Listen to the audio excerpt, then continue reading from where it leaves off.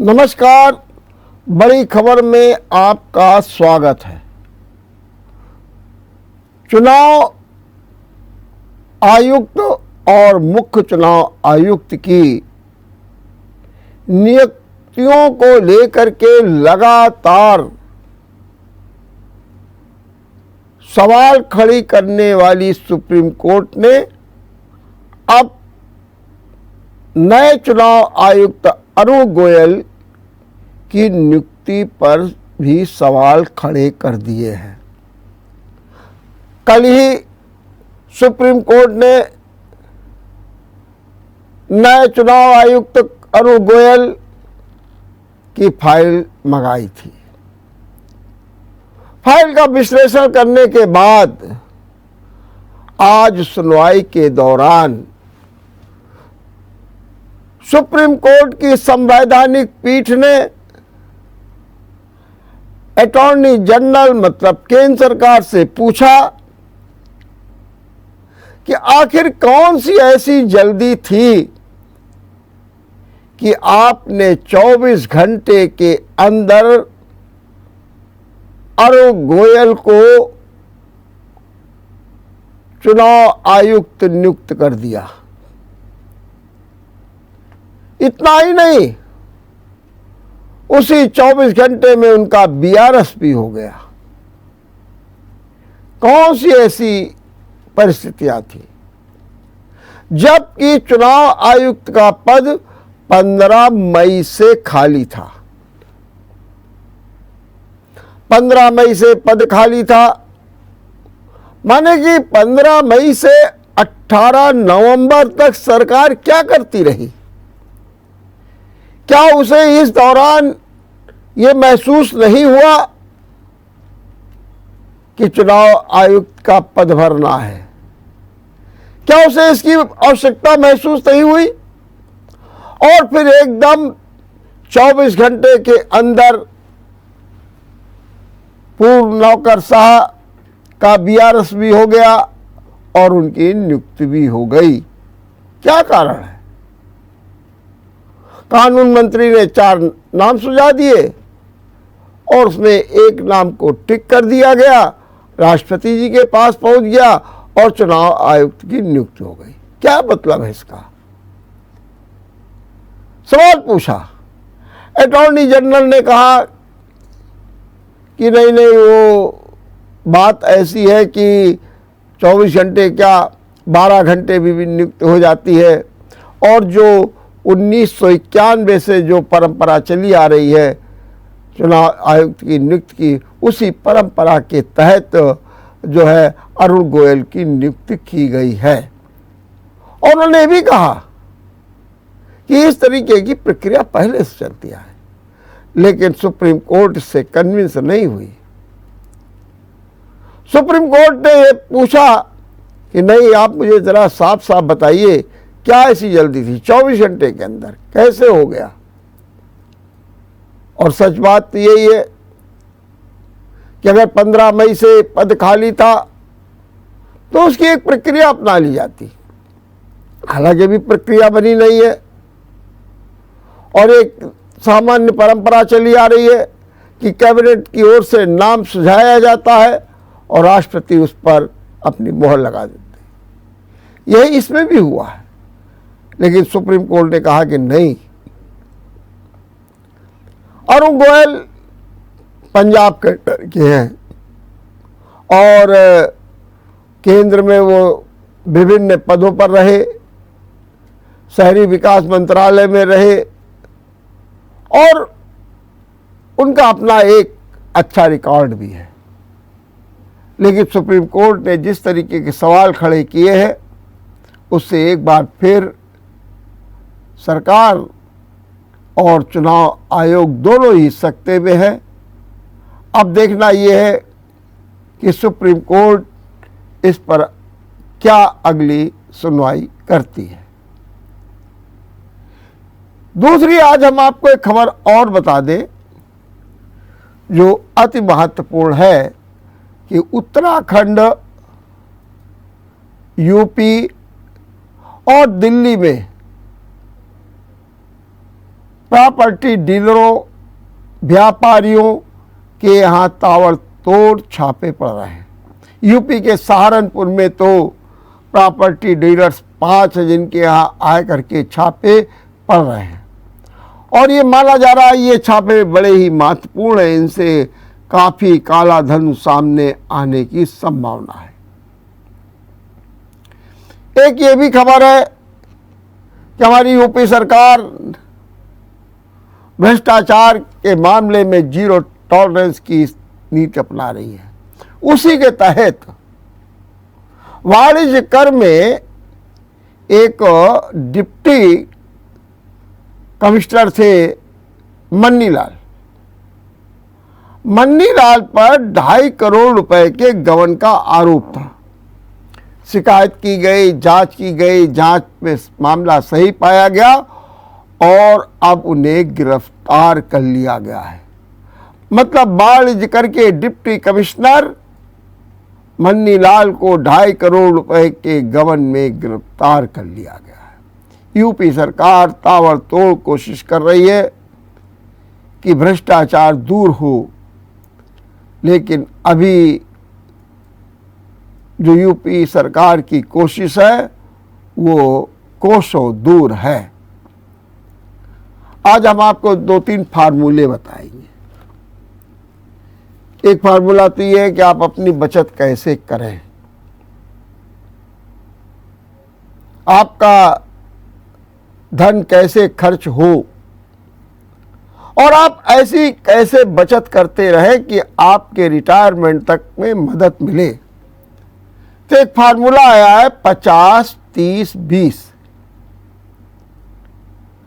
50-30-20 मतलब यदि आपकी जो भी आय है उसका 50% आप अपनी जरूरी चीज़ों पर खर्च कीजिए। बना लीजिए कि ये हमारा 50% पैसा इसी पे खर्च होगा, खान पान, EMI, मकान का किराया, जो भी है ज़रूरत की चीज़ें।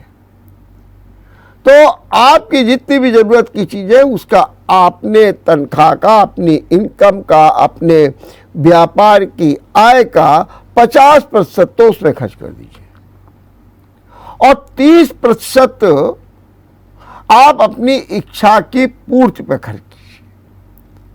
मतलब आपको कपड़े लाने हैं, आपको अन्य सामान लाना है, कहीं कुछ देखने जाना है, कहीं कोई मूवी देखने जाना है, तो आप अपनी इच्छा पूर्ति और आपकी जो लाइफ स्टाइल है, आप जिस तरीके से अपने जीवन को जीते हैं उस पर आप 30% खर्च कीजिए और जो बाकी 20% है उसको आप बचाइए। अब बचाइए नहीं बल्कि उसका निवेश कर दीजिए, म्यूचुअल फंड में कर दीजिए, बैंकों के रिकरिंग में कर दीजिए, बैंकों की विभिन्न जमा योजनाओं में कर दीजिए, फिक्स डिपॉजिट करने लगिए। तो आप देखेंगे कि आने वाले समय में आपको न तो धन की कमी होगी और आपका रिटायरमेंट भी बड़ा सुखद हो जाएगा। मसलन अगर आपकी आय 40,000 रुपये है तो 20,000 रुपये आप अपने जरूरी जो अति आवश्यक रोजमर्रा की चीज़ें उन पर खर्च कर दीजिए 20,000 रुपये बिना किसी सोचे समझे। और उसका जो 30% माने 12,000 रुपये आप अपनी इच्छा लाइफ स्टाइल पर खर्च कर दीजिए और जो बचेंगे 8,000 रुपये उनका निवेश कीजिए। और यदि आप इस फार्मूले को अपनाते हैं और आपकी 40,000 रुपये जो है इनकम, तो आपकी बचत सालाना 1 लाख रुपए से अधिक की होगी। बस केवल आपको सोच और समझ करके काम करना होगा। तो ये बहुत जरूरी है और इस ज़रूरत को आपको अपनाना चाहिए। कैसे हम अपने जो है जीवन में इस फार्मूले को अपनाएं और कैसे ये काम करें जिससे हमारे जीवन में यह स्थितियां बने। एक खबर और अभी आई है, बार बार ये लग रहा है कि उत्तर प्रदेश के निकाय चुनाव बिल्कुल सिर पर खड़े हैं और उपचुनाव के बाद तुरंत इसकी घोषणा हो जाएगी। सबसे ज्यादा जो स्थितियां हैं उनके अनुसार बीजेपी एक नई रणनीति बना रही है। बीजेपी चाहती है कि उसका फैलाव हो। दरअसल शहरी क्षेत्रों में बीजेपी अभी भी नगर निकाय के चुनाव में अव्वल है, लेकिन जैसे जैसे वो ग्रामीण के क्षेत्रों में पहुंचती है तो वहां उसका प्रतिशत कम होने लगता है। अगर आप यूं देखें, जो नगर निगम का जो 2017 का चुनाव हुआ था उसमें 16 में से 14 सीटें मिली थी, मतलब 87% सीटें बीजेपी को मिली थी। वहीं पार्षद में क्या हुआ, 597 पार्षद जीते और मात्र 46% जीत हासिल हुई। लेकिन अगर हम नगर पंचायत में चले जाएं, नगर पालिका में चले जाएं, तो हमको ये देखने को मिलेगा कि वहां पर ये प्रतिशत घट रहा है। इसीलिए बीजेपी इस बार कस्बों में माने नगर पंचायत और नगर पालिका के चुनाव को भी तवज्जो दे रही है। सभी जगह उनके चुनाव संयोजक नियुक्त हो गए, वो अपने दौरे कर रहे हैं, पर्यवेक्षक बना दिए गए हैं और ऐसे लोगों को नियुक्त किया जा रहा है जो युवा हैं, जो फुर्तीले हैं, जो काम करना जानते हैं, और उनसे कह दिया गया कि आप अपने क्षेत्र में रहिए, इधर उधर मत जाइएगा। बहरहाल आपको जो है नगर पंचायत और नगर पालिका के चुनाव में भी बीजेपी का वर्चस्व दिखाना है। और ये किस लिए?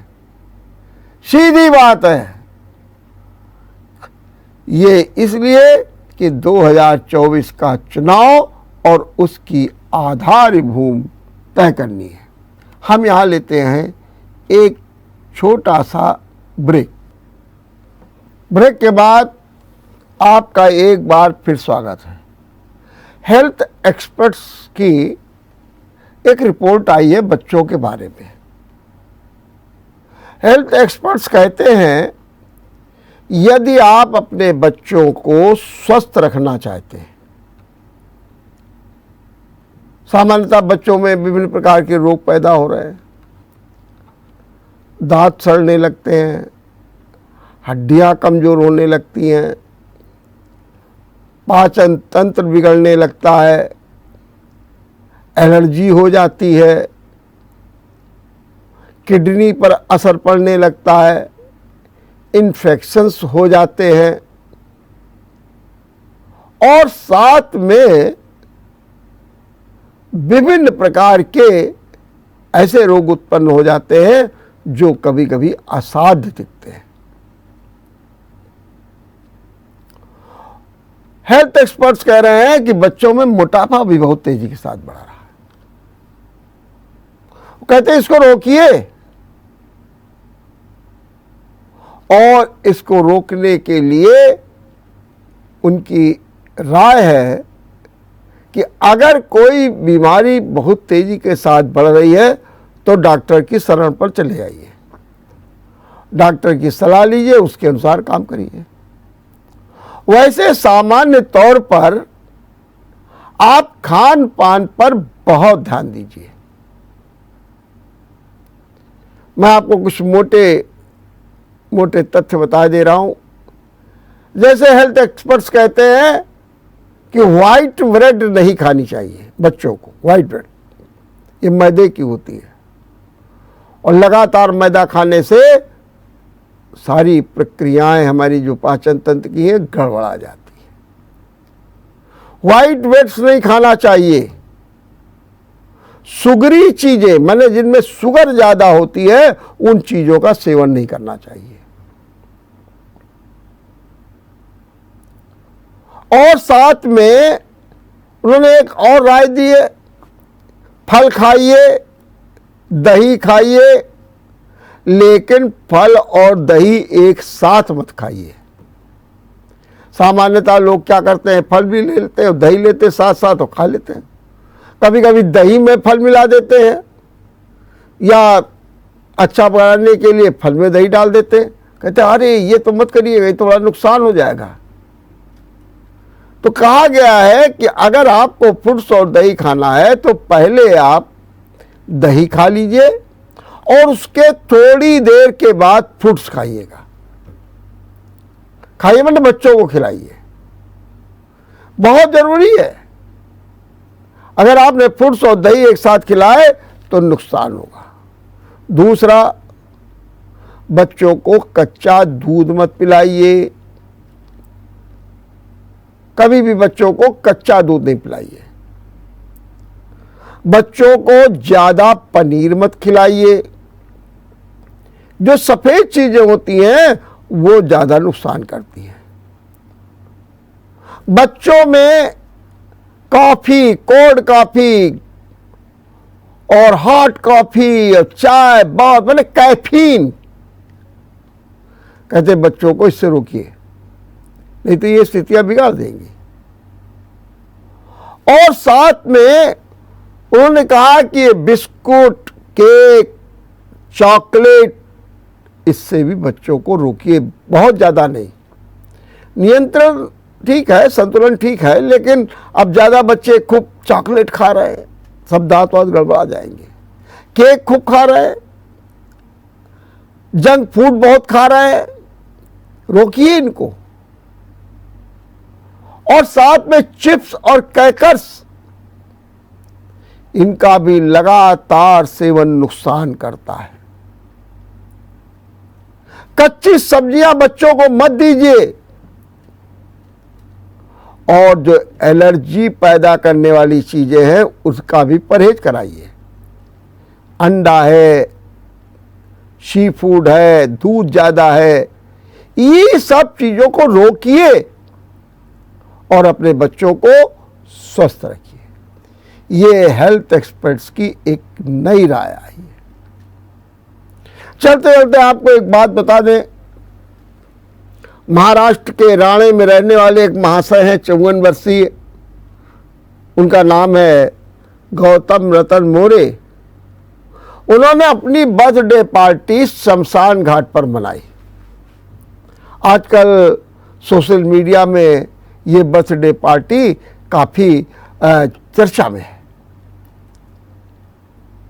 अब देखा जा रहा है उस सोशल मीडिया में जो पार्टी चल रही है, एक और चिता जल रही है, दूसरी ओर पार्टी चल रही है। पार्टी में 100 लोग हैं, 40 से अधिक महिलाएं और बच्चे हैं।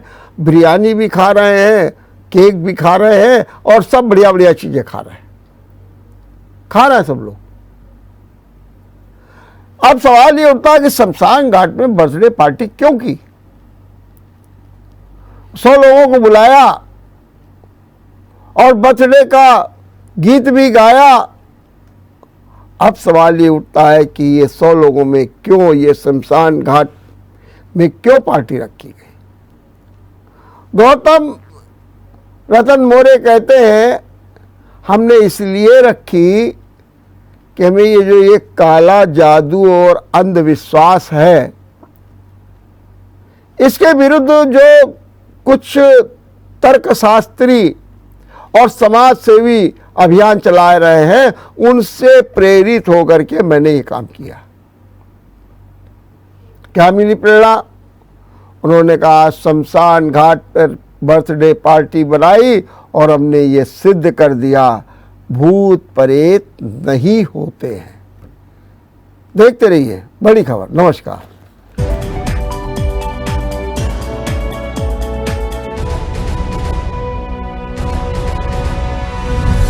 अगर आपको हमारा वीडियो पसंद आया हो तो हमें लाइक करें, सब्सक्राइब करें और ज्यादा से ज्यादा शेयर करें और हाँ, बेल आइकॉन दबाना ना भूलें ताकि हर खबर का अपडेट आप तक पहुंचे तुरंत। आप हमें इंस्टा, ट्विटर और फेसबुक पर भी फॉलो कर सकते हैं। हमारी आईडी है @JMT News Flash।